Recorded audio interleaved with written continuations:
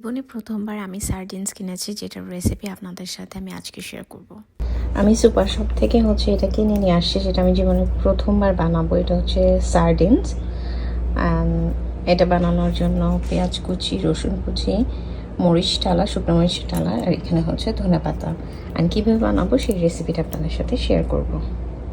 খুবই মজার একটা রেসিপি বা ভর্তা আমি আপনাদের সাথে শেয়ার করতে যাচ্ছি। এটা আমি জীবনে প্রথমবার ট্রাই করেছি, আর ট্রাই করার পর মনে হয়েছে আমি এটা এতদিন কেন ট্রাই করিনি। এটা অনেক বেশি মজার। এটা যারা ট্রাই করেছেন তারা তো জানেন, যারা ট্রাই করেননি একবার হলেও ট্রাই করবেন।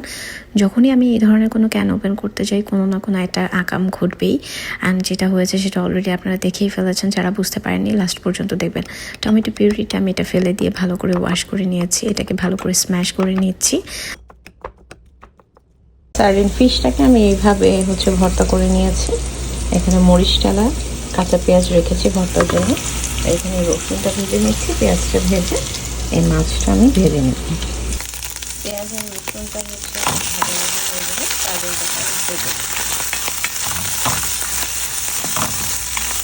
ভালো করে একসাথে ভেজে নেব। তারপর মরিচ, ধনেপাতা, পেঁয়াজ, কাঁচা পেঁয়াজ দিয়ে বানিয়ে নেব।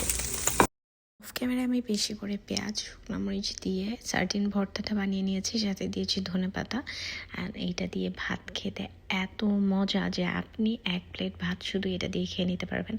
আর হাতের অবস্থা তো দেখে বুঝেই গিয়েছেন যে হাতের কি হয়েছে। আসলে ক্যান জাতীয় আমি যে কোনো কিছু ওপেন করলেই এমন হয়।